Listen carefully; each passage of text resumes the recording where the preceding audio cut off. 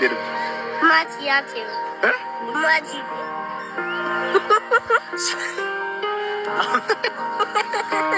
Wah, ajaib. Abo amman naam furu findi ma furu ever. Wasimu? Mati bidalo simu. والله كانوا شاطر جروبا ما شاء الله تبارك الرحمن لقارب بإذا ميديا كان سر حاجة بجروبا أنا قدرت وشي أكنا كنوا هذا برماتو جت بربي هذه توني دفتر إيرا هون جسورة لقارب بتأمي كسي تجاجلينو لقاسي ننزل بتأمي كسي تجاجلينو شوف ilmo waggaashani moo kan sama waggaa meeqa silaasla waggaashan gaalaata ilkaan ma cabse garuu waggaashan geelaata Allah walam waggaashan jahwan kana tarnatti fakkaata Allah walam waggaa kana keessatti laal xiyyitiin na yabbaa ofirraa jechuudha xiyyiti jechaan ammoo kan meeshaa isinitti fakkaatin aboo guddadhu mucaannan dhugaa rabbi maasha Allah tabaaraka rahma iji miidiyaa kana rabbi sirraa haa qabu wallahi iji miidiyaa hooyoo waa gossine malee وانتو التي أرجنيها جمّا يلا خلنا سيزي في داوبس. أكاسيكا سنيفو غلطوما أورا بولا ديبنا أورين أنغا ماتيم داوب أكان ما ميلان كدا بدي بلتي تجارة كيسة جرادو. هانتي ياسينو ما جتوا لا بلتي حرام وكيس الدواينا كدا جتون على الماني سوني أسير أنا كنا جرم. garuu baga fuudhii homaa miti maalidhaa fiyyuu wanni haraama wanni nadda dalageen jiru namni dhiirri dalagu dalagee silaafuu yeroo ni dhiiraa suusii waan kana rabbi isin eeggate dhiisee rabbi inshallah karaaf mataa isin haagoon isin haa qajeelchullee garuu dhugaa rabbi yaasin keenya rabbiin yoo dhugaa ta'an garuu dhugaa jedhin gadumaanaaf hin toroonni kun dhugaa inshallah gabiroo bira ganii ilma akka kaanuu sii fidanin malee ani amanu waan miidiyaa kana ani isaanii miti. dhugaa rabbi ani yaasinidhaa fi mustariyaa sumaanuu jechuudha haadha kanus babba kanus nama akkaadhaan dinqisiifadhu keessaadha yogguu isaa yamaniidhaan jira dur bara isaan kilaasii takka keessa viidiyoo hojjetan isaa hordofaa ture dhugaa rabbi rabbiin dabarsee fi ilmaan kennee fi isheellee isaallee biyya galchee ammallee rabbiin gaasuma harkaa qaba wanni hundumtuu akkuma rabbiiti fedhuma rabbiitiin taati aga rabbi wajjin turaadha wajjin turan amma jireenyaan illee adda bayan aga tokko adda fagaatanii jiranii rabbi inshallah dhiyootti ilma isaanii kana walitti deebi'e ani wanna ijoollee kanarraa hubadhe jechuudha khaysaafuu kaanuu siroogi mucaa kanarraa hubadhe irraa wallahi haqiiqatan jechuudha qoosaadha ilmoo hagafeet xiqqaas taatu guddaas taatu yooma haadhaaf abbaa waliidhaan guddisan xiinsammuu isii kunillee firii ta'a sammuu isii kunillee nagaa argataa deema dhugaa rabbi mucaan kun amma daa'imni kun yaaduu qoosaadhaaf jettanii itti fakkaata garuu daa'imni kun waan amma jedhan kana jechuudha akka waraqa adiititti qabataa deema sammuu isaa keessaati jechuudha atamma yeroo ijoollee jechuudha waggaa 20-30 keessa waa wajjatti hin beektu bar waan kaleessa hin gadda hojjenne hin beeknu waa ijoo akka malee ta'e jechuudha garuu waan ijoollummaa jechuudha keessaafuyyuu waa'ee haadhaaf abbaa ofii abadan hin dagattu wallahi hin dagattu maalidhaa fi amma haadhaaf manaatiif abbaan manaa tokko mana keessa jechuu yookiin gola keessatti yoo ka wal caqaccaqan ta'e yaa'ii kaasan ta'e jechuudha ilmooni waansa abadan inuma hin dagadne abbaan kiyya ka duraa haadha kiyya kan akkana godhaa tureemii jetti guddattullee jechuudha haati kiyya kan dura amma dura haadha kiyya akkana abbaa kiyya kana godhaa tureemii jetti abadan hin dagattu rabbiin danda'aadha harkaa qaba wallahi nama wali hore nama ilmaa walirraa qabu yaani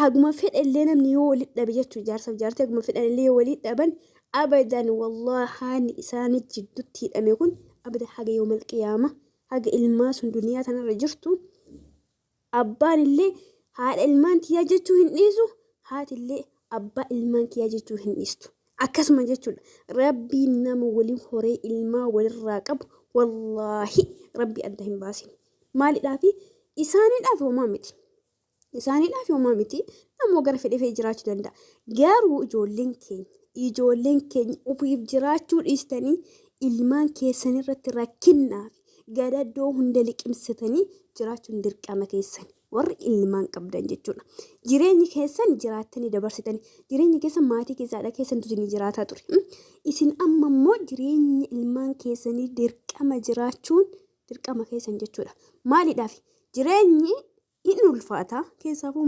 maatiidhaan jechuudha gaafa ijoolleen argamtu ijoollee waa baay'ee qaba waa baay'ee jira waa baay'ee jira kun yaa'ii baay'ee qaba taa'us wanni ilmaan kan keessee turuu hin jiru obboleessa kiyya obboleettiiticha qabeenyi ati qabdu jireenya ati qabdu inshaa Allah osoo addunyaa tana furtuu addunyaa tana qabeenya addunyaa tana qabanii walitti kennanii wallaahi billaahi miila ilmaan tanteetiin hin geettu.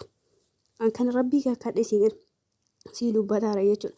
Kanaaf obboleettii tiyya keessaafuu ijoollee shamarranii dhiirrillee keessaafuu iyyuu guddisa maatii keessatti guddisa ilmaanii keessatti gahee haati qabdu guddaadha. Haati takka jechuudha yoo durriyyee taate yoo haramanee taate ilmoo sunillee haramanii marra guddatti. Haati sun ilmoo naamusa qabdu yoo taate yookiin dubartii naamusa qabdu yoo taate ilmoo sunillee naamusumarra guddatti. Tarbiyaa keessatti guddisa ilmaanii keessatti haati parsantaa 100 keessa 95 qabdi. Dhugaa rabbi dhugaa dubbachuudhaaf abbaanii yeroo baay'ee abbaanii ilma ofii quban qabu jechuudha. Haadha quba qaba. Ijoollee teena rakkina duniyaa tanaaf jettanii rakkina duniyaa keessa kanaaf jettanii jechuudha. Mana hin qabu, jireenya hin qabu, lafa hin qabu jettanii ilmaan keessa akka hin facaafne boruun gaabbitan. Boru gaabbuun keessanii oolu.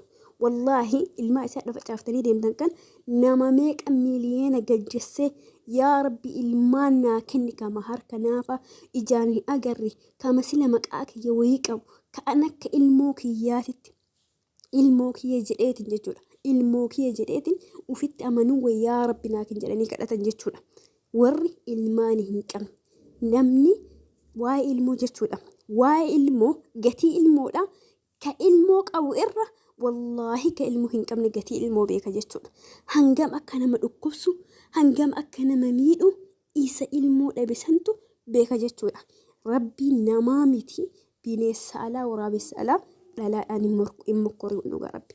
Dhalaadhaan hin mokkorin hunda keessan warra dhala hin qabne rabbiin dachaa godhee isinii haa kennu jechuudha. Anamma kana dubbadhu yaasiniidhaa fi boleetitii yaa mustarii irraa dubbataan jiru. Akka waliigalaatitti dhaamsi kun nama hedduu bira ga'uu danda'a waan ta'eef ijoolleen keenya yaa'ee abbaa manaa dadhabdanii abbaan manaa tokko jechuudha hoolaa ofis hin beeku namas hin beeku baay'ee jira jechuudha. Dubartiin teennallee obboleeyyan keenyallee hoolota jira jechuudha.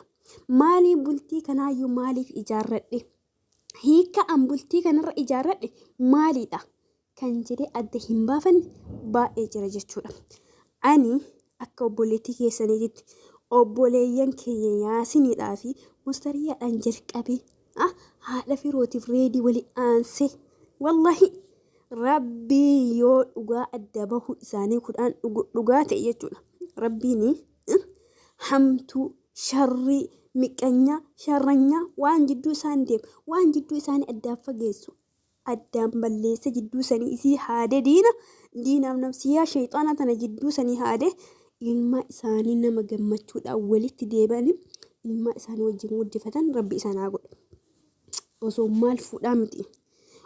maal fuudhaa miti inshaa Allah nuura ayni addunyaa tanaa fuudhe jechuudha. Abadan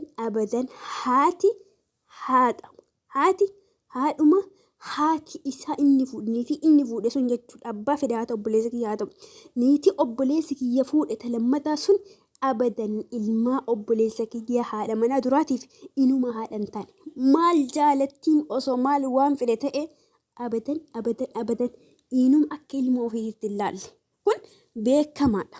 Kanaaf ati abbaa manaa keetii aartee haadha manaa keetii aartee ilmaan kan kee facaastee hin deemin. Ufiif jiraachuu irra ilmaan kan keetiif jiraadhu sigaa jireenyi kalaas waggaa 20-30 jiraattee miti wanni asirraa hafe ammoo umurii ta'e nan yoo xiqqishoodha ilmaan keetii akka jiraattu dhaamsa kiyya. Akkasuma obboleeyyan keenya kunniin rabbi inshallah jidduu keessanii hamtuu haa qabu. Kun dhaamsa kiyya akka waliigalaatiin malee isaan qeequudhaaf miti. Yaasiin fuudhuu danda'a dhiisuu danda'a mirga guutuu qabasanii mustariyaan walii addaan booda addaan walitti deebi'uudhaan sun mirga guutuu isaaniiti garuu dhimma kana keessa gallee osoo haasa'uu baanne maalidhaa fi waa'ee isaa dhugaa ta'a soba ta'a isaa hin beeknu anaan dabalatee jechuudha. Keessaa warri miidiyaa guyyaa kijibaan kun baxaam rakkoo sila walii jechuudha.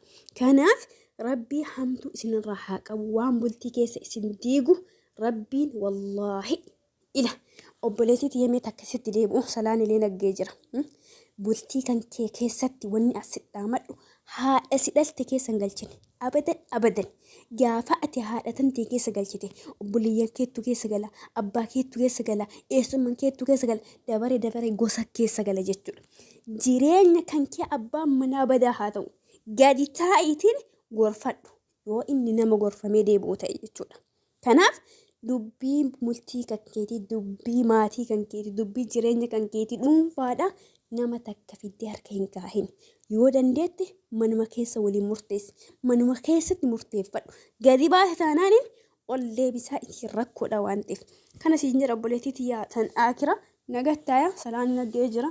Salaamu alaykum warahmatullahi wabarakatuh. Hunda keessaniifuu rabbii hiree isin haa bareechu. Rabbiin jireenya isinitti haa bal'isu. Nagatti.